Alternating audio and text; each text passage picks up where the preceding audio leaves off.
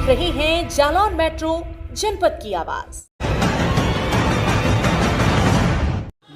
आज हम आपको जालौन जनपद में आए हुए एक बहुत महान शख्सियत से को रूबरू करा रहे हैं, जो कि फिल्म जगत में भी उन्होंने 32 फिल्में हम लोगों को प्रदान की हैं। बुंदेलखंड के रहने वाले हैं और बुंदेलखंड राज्य की लड़ाई को बहुत पुरजोर तरीके से अपनी मांग के रूप में उठा रहे हैं। इस वक्त प्रदेश सरकार में दर्जा प्राप्त मंत्री भी हैं, बुंदेलखंड विकास बोर्ड के उपाध्यक्ष हैं। आइए बात करते हैं हमारे बुंदेला जी से, राजा बुंदेला, ललितपुर से। जी सर, नमस्कार। नमस्कार सर, आप बुंदेलखंड की लड़ाई काफ़ी दिनों से लड़ रहे हैं जी। और वर्तमान सरकार में भी हैं आप, बुंदेलखंड विकास बोर्ड के उपाध्यक्ष भी हैं। जी जी। हमारे यहाँ पे जालौन जनपद में माननीय देश के प्रधानमंत्री मोदी जी एक जनसभा के लिए आए थे। उन्होंने जालौन जनपद में एक ही जनसभा की है और उसमें उन्होंने बुंदेलखंड राज्य की बात की थी। उसके बाद 10 साल के करीब का अंतराल गुजर चुका है, लेकिन अभी बुंदेलखंड राज्य के लिए कोई भी प्रयास ना तो प्रदेश सरकार के द्वारा ना ही केंद्र सरकार के द्वारा किया गया है। और आपकी इसमें क्या भूमिका रहने वाली है? तो मुझे ये जानकारी नहीं है कि प्रधानमंत्री जी ने बुंदेलखंड राज्य के लिए यहाँ कोई कमिटमेंट किया है। अगर आपने कहा तो ये अच्छी बात है, हम उसको फॉलो अप करेंगे। जहाँ तक प्रदेश के स्तर पर है, नए राज्य बनाने में कोई भूमिका प्रदेश की नहीं होती है। एक सीधा साधा सा विधेयक लोकसभा में आए और सरकार जो भी है जिस पार्टी के, वो उसको पास कराए, वही विधेयक, वही बिल राज्यसभा में जाए, राज्यसभा उसे पास कराए और राज्यसभा के बाद ये दोनों ही सदनों से जब पास होते हैं तो ये फिर राष्ट्रपति के पास जाता है। राष्ट्रपति के पास ये पहुंचता है तो राष्ट्रपति की ओर से जिस प्रदेश का भूभाग लिया जाता है उस प्रदेश को सूचनार्थ बताया जाता है कि साहब आपके क्षेत्र से इतना भूभाग काट के एक नया प्रदेश बन रहा है। उसमें फिर आपको बता दें कि प्रदेश को अगर ऑब्जेक्शन उठाता है तो उठाने दें और सहमति है तो फिर ठीक है। जैसे अगर आपको याद होगा, लालू प्रसाद यादव ने कहा था कि झारखंड मेरी लाश पर बनेगा, बेचारे जिंदा हैं, झारखंड भी बन गया। मुलायम सिंह ने भी यही कहा था कि उत्तराखंड मेरी डेड बॉडी पे बनेगा। तो राज्य की कोई भूमिका होती नहीं और राज्य की भूमिका को कोई अहमियत नहीं, जो है वो सिर्फ केंद्र की है। अगर केंद्र में दोनों सदनों में बहुमत से पास होता है तो आपका राज्य बना है, निश्चित है। अब अभी तक क्यों नहीं हुआ, उस सवाल पे हम आ जाते हैं। इसलिए नहीं हुआ कि राज्यसभा में आपका बहुमत नहीं है। जो इनके साथ पुराने साथी थे, जैसे शिवसेना थी, शिवसेना कभी छोटे राज्यों की पक्षधर नहीं थी, क्योंकि उनको डर है कि विदर्भ बनेगा तो शिवसेना कमज़ोर हो जाएगी। फिर आप अकाली दल थे, शिरोमणि अकाली दल भी नहीं चाहते थे। तो और आपके दूसरे और 2-4 और लोग थे जो बिल्कुल छोटे राज्यों के लिए सहमति नहीं बनाए थे। जिस दिन राज्यसभा में बहुमत आएगा, निश्चित तौर पर हम फिर आवाज़ उठाएंगे और ज़ोरदार तरीके से आवाज़ उठाएंगे। अभी इसलिए हम चुप हैं कि उनके पास एक बहुत बड़ा मुद्दा है और एक जो नई सोच हम लोगों को मिली है कि परसिमन होने वाला है। 2027 के चुनाव के पहले एक पूरे देश का परसिमन होगा, भूभाग का, कहाँ क्या कितने हैं। उस परसिमन में जो अभी तक आंकलन है, उत्तर प्रदेश की लोकसभा की सीटें 100 से 125 से 26 तक होने वाली हैं और इसी तरह परसिमन में विधानसभा की सीट 403 से 700 के लगभग होंगी। तो हमें ये उम्मीद है कि अभी हमारे पास केवल 21 सदस्य हैं, तो वो जब परसिमन होगा तो हमारे पास 40-45 लोग हमारे बढ़ेंगे और जब हमारे 40-45-50 के लगभग एक हमारा आंकलन होगा तो हमारे पास इतने सदस्य होंगे जिनकी भागीदारी और हिस्सेदारी भी के देश में और केंद्र में, प्रदेश में और केंद्र में बराबर होगी। तो परसिमन से ये उम्मीद है कि इतना बड़ा भूभाग, इतना बड़ा क्षेत्र जो 27 करोड़ की आबादी वाला है, सरकार को किसी न किसी रूप में इसको व्यवस्थित करना पड़ेगा। और 2 ही राज्यों की सहमति है जिसको भारतीय जनता पार्टी भी सहमति देती है, पूर्वांचल, बुंदेलखंड और वहाँ पर महाराष्ट्र में विदर्भा। तो ये 3 राज्यों की सहमति है और हम इस पर लगातार सरकार से करस्पॉन्डेंस कर रहे हैं, हमारी लिखा पढ़ी हो रही है। सड़क वाला आंदोलन अब ख़त्म हो चुका है। अब हम लोग गांव-गांव जा रहे हैं। हमारी यात्रा का नाम गांव-गांव पाँव-पाँव। हम मेन रोड पर तो सड़क पे चलते गाड़ियों से, लेकिन गांव पे आते ही हम फिर उतर के गांव-गांव घूमते हैं, 1 गांव, 2 गांव, 3 गांव, और जब रात होती है तो बड़े से कस्बे को वहीं हम ठहरते हैं। वहाँ पे एक छोटी सी जनसभा करते हैं, वहाँ के लोगों को जागरूकता लाते हैं, वहाँ खाना माना खा के फिर नेक्स्ट डे निकलते हैं। अच्छा, एक प्रश्न जो बहुत वाजिब प्रश्न भी है कि बुंदेलखंड की जनता, जिस तरीके से बुंदेलखंड का एक आंदोलन होना चाहिए, उस तरीके से बुंदेलखंड की जनता क्यों नहीं आपके साथ में खड़ी हो पा रही है? उसके लिए थोड़ा सा हम थोड़ा पीछे ले जाते हैं। जब ये देश आज़ाद हुआ था तो गांधी जी को साउथ अफ्रीका से आना पड़ा था। इसी देश की आज़ादी की लड़ाई लड़ने के लिए आपके सुभाष चंद्र बोस को विदेशों में जाके आज़ाद हिंद फौज बनानी पड़ी थी। यहाँ का आदमी, खासकर हमारे बुंदेलखंड का आदमी, बहुत प्रशांत, धीर गंभीर है। हो रहा है तो हो जाए, नहीं हो रहा है तो ना जाए, हमें का लेने। जब ये मैं बता रहा हूँ, उसमें हमारे राजनीतिक जो हमारे जो प्रतिनिधि थे, उनकी भूमिका बहुत महत्वपूर्ण होती। कि वो अपने तक तो सोच रहे हैं, वो अलग बात है, हर आदमी अपना विकास अपने के लिए सोचता है, लेकिन उसको जनता के लिए भी अगर बार बार जनता को ये आभास दिलाया जाता, जैसे झारखंड में दिलाया गया, उत्तराखंड में दिलाया गया कि बगैर राज बने तुम्हारा विकास नहीं, ये अगर आप जनप्रतिनिधि कहता तो वो बात यहाँ पे भी असर करती, प्रदेश में और केंद्र में भी असर करती। हमारे जनप्रतिनिधियों ने इस बात को ना कहा है, ना कहने में इंटरेस्टेड थे। हम किसी भी पार्टी की बात कर रहे हैं, उनका कभी मन बना ही नहीं, क्योंकि जब परिवर्तन होगा तो नए समीकरण पैदा होंगे, नया नेता आएगा, नई सोच आएगी, तो उनकी तो कुर्सी हिल जाएगी। तो उनको ज़रूरत ही नहीं थी इस बात की, जैसा चल रहा है चल रहे हैं, तो क्या बुरा है भाई, उनका तो हो रहा है। जैसे आप सुन भी रहे होंगे, डिस्ट्रिक्ट डेवलपमेंट अथॉरिटी का पैसा किसी को पता है? नहीं पता है। उसको पता होगा, विधायक को पता होगा, तो वो इस व्यवस्था को क्यों तोड़ेंगे? तो इसके लिए हम खुद ये जिम्मेदारी उठा रहे हैं। हम ये मान रहे हैं कि हमें ये आभास हुआ है, इसलिए हम गांव-गांव जा रहे हैं, इसलिए हम लोगों को जगा रहे हैं। और जनता इसलिए नहीं कर पाई है आंदोलन में भागीदारी, क्योंकि यहाँ का आदमी इतना गरीब है, केवल पेट की ही सोचता है, न पेट के ऊपर की सोचता है न नीचे। उसका पेट भर जाए, उसका बच्चा किसी तरह से नौकरी लग जाए। ये वो है केरल जैसा, महाराष्ट्र जैसा, पंजाब जैसा, दिल्ली जैसा। यहाँ का आदमी जागरूक है, पढ़ा लिखा है, बोलता है तो उसको पता चलता है। अब कितनी छोटी सी आम आदमी पार्टी ने केंद्र में हो हल्ला मचा दिया, हर दूसरे दिन धरने पे बैठ जाते। हमने 21 विधायकों को बुलाया था 1 साल पहले, केवल 2 विधायक आए थे।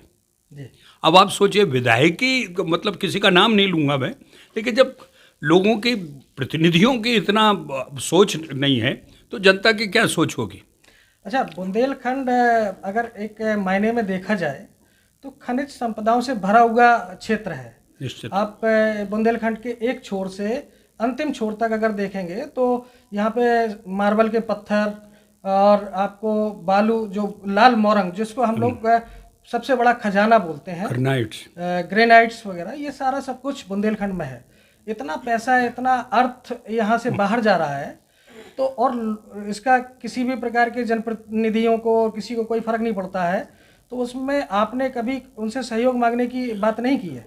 आपको मैंने कहा ना कि हम लोग उनके पास गए हैं, बराबर चर्चा हुई है। अब इसमें सहयोग तो ऐसा नहीं होगा कि मेरे लड़के की शादी है इसलिए मैं निमंत्रण दूं। ये 5 करोड़ आबादी वाले प्रदेश की समस्या है, क्षेत्र की, इसमें तो उनको सबसे पहले खुद आना चाहिए। जो आपने कहा ना, बुंदेलखंड ही एक ऐसा बेल्ट रहा है जहाँ पर पानी है, पहाड़ है, मंदिर है, खनिज है, और यहाँ पे धर्म भी है। उसी को ये ख़त्म कर रहे हैं। आप भर भर के ट्रक देखिए, और मैंने अभी बताया आपके साथियों को कि झांसी कानपुर से ज़्यादा राजस्व दे रहा है आज की स्थिति में। आप डीएम से पता लगा लीजिए, क्योंकि पूरा का पूरा लूट के यहाँ से लेके जा रहे हैं। और ये कुछ ही सालों का मामला है, 5-10 साल बाद प्रकृति भी देना बंद कर देगी। तो अगर अभी हम नहीं जागे तो ये फिर हमें कंकाल की स्थिति में मिलेगा, इसमें कुछ बचने वाला नहीं है। अगर अभी हम जाग गए तो इसकी सुरक्षा हम करेंगे। हमारा पानी हमें मिलना चाहिए, हमारी बिजली पहले हमें मिलना चाहिए, हमारे खनिज हैं हमारे लोगों के काम में आए, हमारा स्कूल बने, हमारी शिक्षा की व्यवस्था हो, अस्पताल हो। पूरे बुंदेलखंड में एक ऑपरेशनल एयरपोर्ट नहीं है। अब देखिए, 5 करोड़ की आबादी में क्या इतना भी नहीं हो सकता है कि एक एयरपोर्ट डाल दिया जाए? झांसी का एयरपोर्ट बन रहा है, चित्रकूट का बन रहा है, इधर बन रहा है, केवल बन ही रहे हैं काफ़ी पेपर पे, और कोई प्रतिनिधि खड़ा नहीं होता कि साहब हम 4 साल पहले वादा किया था कि झांसी का एयरपोर्ट ऑपरेशनल हो जाएगा, चित्रकूट का ऑपरेशनल हो जाएगा। उत्तराखंड, झारखंड, छत्तीसगढ़ में 11, 12, 13, 4, 14 हो गए, लेकिन बुंदेलखंड में एक नहीं। एक ड्राई पोर्ट नहीं है। ड्राई पोर्ट यहाँ से माल ले जाके वहाँ पे गुजरात में वो भेजते हैं। यहाँ का आदमी जब अपना माल भेजता है तो उसकी जिम्मेदारी यहाँ से गुजरात तक होती है, गुजरात के जहाज़ में चढ़वाने की होती है, जहाज़ से जिस विदेश में वो माल जा रहा है वहाँ तक भिजवाने की होती है। अगर ड्राई पोर्ट होता है तो वो सरकार की जिम्मेदारी होती है कि फला आदमी का ये माल है, उसकी कीमत आंकते हैं, उसके हिसाब से उसका पैसा लेते हैं, और फिर यहाँ से ले जाके वहाँ चढ़वाना और भेजना, ये सब उनकी कांडला जाता है। कभी किसी जनप्रतिनिधि ने कहा कि ड्राई फ्रूट, हमने एक दिन कहा तो बोले दाऊ ड्राई फ्रूट का क्या करने का काम है, ड्राई फ्रूट का मतलब उनको ड्राई फ्रूट लगा। अब ऐसे लोगों के बीच आप बैठेंगे और इससे चर्चा करेंगे कैसे? एक ऐसा नहीं है, फिल्म उद्योग की बात हुई है, आप गिनिए पूरे बुंदेलखंड में कितने सिनेमा बचे, गिनती के 4-5 सिनेमा घर होंगे, जबकि यहाँ सबसे ज़्यादा है। आपकी खूबसूरती है, शूटिंग के लिए स्पेस है, आपकी लेबर सस्ती है, 5-5 सितारे होटल हो गए, खजुराहो में हो गए, ओरछा में हो गए, झांसी में हो गए। फिर क्यों नहीं लोग आ रहे हैं? इसलिए नहीं आ रहे हैं कि यहाँ के लोगों ने इतना अपने आप को सहमी और वो बना लिया कि कुछ करना ही नहीं। और वो मैं कह रहा हूँ कि देखिए, वो ऊपर से गड़बड़ हुई है। आज़ादी के बाद इस देश में 2 समूह बनना चाहिए थे, बगैर जात पात की बात किए। एक समूह वो जो बिल्कुल नासमझ है, समझ नहीं पाया, पढ़ नहीं पाया, और एक समूह वो जो बहुत प्रशासनिक व्यवस्था में सब में जो पढ़ा लिखा है। इस समूह की जिम्मेदारी बनती थी कि इस समूह को लेवल पे लेके आए। ये नहीं बनी, ये यहाँ ठेकेदारी हो गई कि इस समाज का ठेकेदार मैं हूँ, मैं नेता हूँ, इस समाज की बहबूदी मैं करूँगा, ठाकुर की ठेकेदारी मैं लूँगा, ब्राह्मण की ठेकेदारी। उसी ठेकेदारी में वो गरीब वहीं का वहीं खड़ा रह गया। ठेकेदार अपने जिसको जो चाहिए उसको छीन छीन के रेवड़ी देता है, बाकी सब बर्बादी होती है। वही ठेकेदारी आज़ादी के बाद अगर नहीं रखी गई होती तो बराबरी का हिस्सा मिलता, हमारा गरीब घुरवा पढ़ा लिखा होता, बराबरी की सोच रखता। हमें जाति का तो बैरियर कब का ख़त्म हो चुका होता है। अब आदमी पढ़ लिख जाता है तो उसे सिनेमा एक ऐसी जगह है भैया जहाँ हम कभी देखते ही नहीं कि कौन किस जात का है, कौन पानी पिला रहा है, कौन खिला रहा है, कोई डांस कर रहा है, कौन डायरेक्टर है। वो एक व्यवसाय है, और वो व्यवसाय तभी होता जब सब लोग उस गरीब आदमी को इस लेवल पे ला के थे। तो मुझे लगता है ये गड़बड़ गरीब की नहीं है, गड़बड़ ऊपर से है। जो हमारे ऊपर के नेता ये मान बैठे थे कि साहब इनकी ठेकेदारी से हम इनका भला कर देंगे, कुछ नहीं हुआ और न भला होगा। वो आदमी को खुद जागना होगा। अच्छा, सरकार का मानना ये है कि हमने बुंदेलखंड एक्सप्रेस वे दे दिया है और साथ में हमने डिफेंस कॉरिडोर दे दिया है, बुंदेलखंड का विकास हो चुका है। आप बताइए, आपको लगता है ऐसा? नहीं, हम आपसे ही पूछना चाह रहे हैं। नहीं, आपको क्या महसूस होता है? 4 दीवारें खड़ी करके डिफेंस कॉरिडोर शुरू हो गया। 3 साल से एक ग्राहक आया, कोई एक मुल्क का आया जो यहाँ पे एक सामान खरीदा हो या एक सामान बना हो।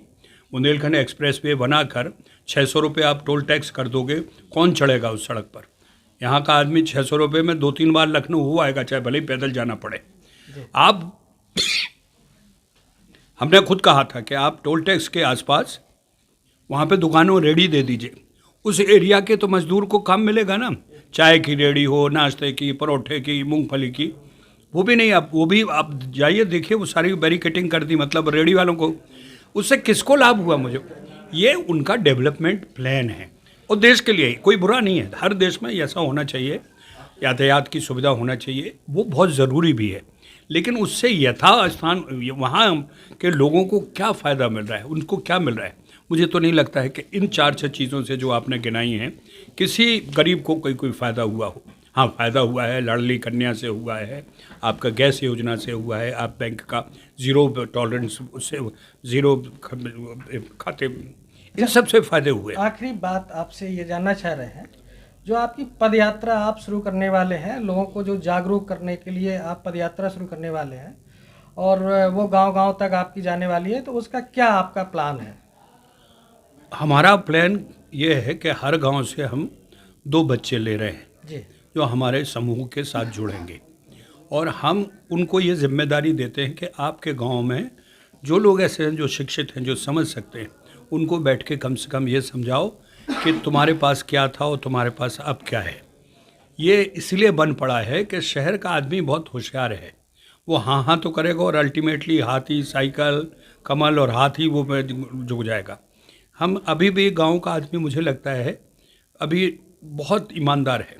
उसको जब एक बात समझ में आ जाएगी कि नहीं साहब हमारा बहुत नुकसान हो रहा है, हमारा पानी भी चला गया, हमारा बिजली भी जा रही, तो उम्मीद यह है कि वो साथ जुड़ेंगे। और एक ऐसी लड़ाई हम लोग लड़ रहे हैं जिसमें हम किसी को नुकसान नहीं पहुंचाना चाह रहे, ना हम बसें जला रहे हैं, ना ट्रेन रोक रहे हैं, ना ऑफिस बंद करा रहे हैं। हम ये वैचारिक रूप की लड़ाई लड़ रहे हैं और उसका एक ही तरीका है कि उनके पास हम खुद पहुँचें, ना कि हम बड़ी बड़ी गाड़ियाँ लेके, तंबू लगा के, माइक लगा के। हमारे पूरे की पूरी यात्रा में आप देख लीजिए, कवर करिए, ना हमारा कोई आदमी माला पहनता है, ना हमारा कोई आदमी नारे लगाता है कि नेताजी संघर्ष करो, हम तुम्हारे साथ हैं। कोई मतलब नहीं। ना हम कोई मंच बनवाते हैं, ना हम माइक चाहते हैं। हम केवल रात में 10-20 लोग जो हमारे साथ हैं उनकी सोने की एक कमरा ममरा चाहिए और सब अपने अपने तंबू लेके चल रहे हैं। हमारी गाड़ी में वो लगा रहता है माइक, वहीं खड़े हम के बात करते हैं। जितने ही आप उससे जाएंगे साधारण बन के, उतने ही जनता आपको चाहेगी। आपने जैसे ही 4 गनमैन आ गए, 4 गनमैन पीछे उतारे, तो उनको वो डर जाता फिर। तो उसको हमारे अनुभव है ना, हम लोगों को देखते तो हैं। जालौन जनपद में आपकी ये यात्रा कब से प्रारंभ होगी? 26 तारीख से।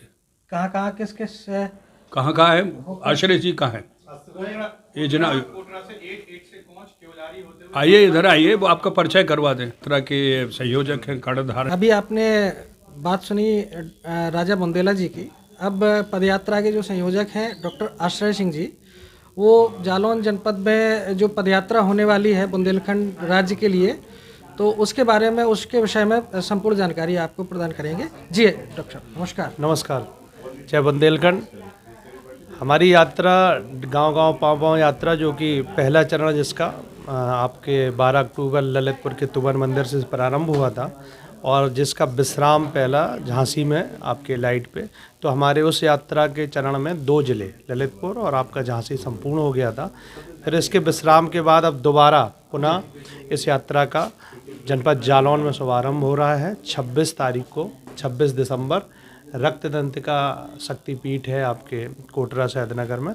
वहाँ उस दिन देवी जी का आशीर्वाद लेके हम लोग प्रारंभ करेंगे और इस यात्रा में प्रतिदिन लगभग 20 से 30 किलोमीटर हम लोग यात्रा करते हैं। उस यात्रा के रूट में जितने भी ग्राम आएंगे उन गाँवों में हम लोग जागरूकता का काम करेंगे और वहाँ के जनप्रतिनिधि प्रधान जो हैं उनसे हम सहमति पत्र भी लेते हैं और गांव में एक संदेश। जालौन जनपद में कितने दिन की यात्रा? लगभग ये यात्रा हमारी 26 से प्रारंभ होगी और 10 जनवरी को इसका उरई में समापन होगा। और इसके पड़ाव, जो प्रमुख पड़ावों के मैं नाम आपके सामने लिए दे रहा हूँ।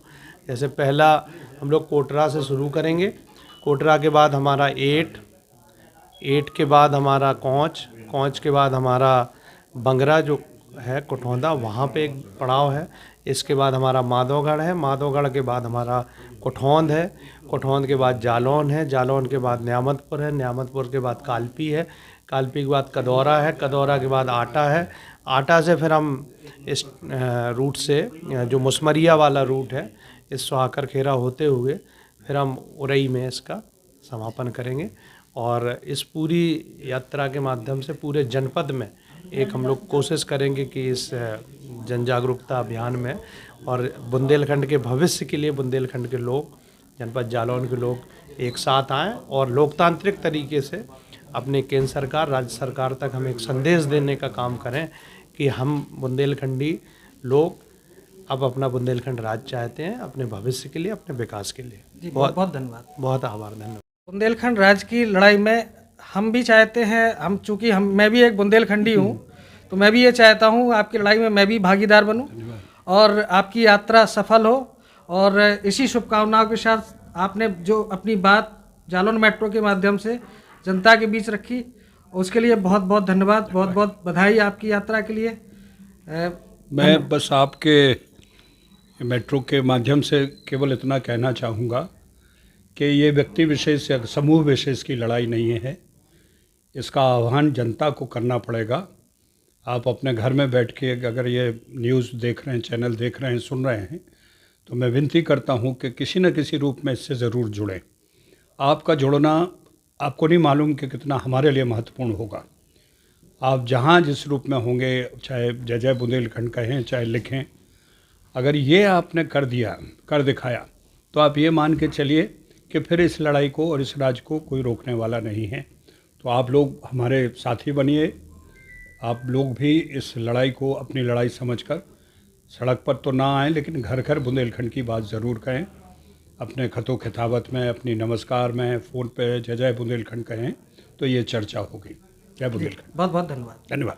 बुंदेलखंड तो लेंगे जैसे दोगे वैसे लेंगे। बुंदेलखंड तो लेंगे जैसे दोगे वैसे लेंगे। हमें आपका साथ चाहिए, हर घर से 2 हाथ चाहिए। हमें आपका साथ चाहिए, हर घर से 2 हाथ चाहिए। हमें आपका साथ चाहिए, हर घर से 2 हाथ चाहिए। जय बुंदेलखंड, जय बुंदेलखंड, जय बुंदेलखंड, जय Bundelkhand. Jalaun metro news channel को सब्सक्राइब करें और बेल आइकन जरूर दबाएं ताकि जालौन जनपद से जुड़ी खबर आप तक पहुंचे सबसे पहले।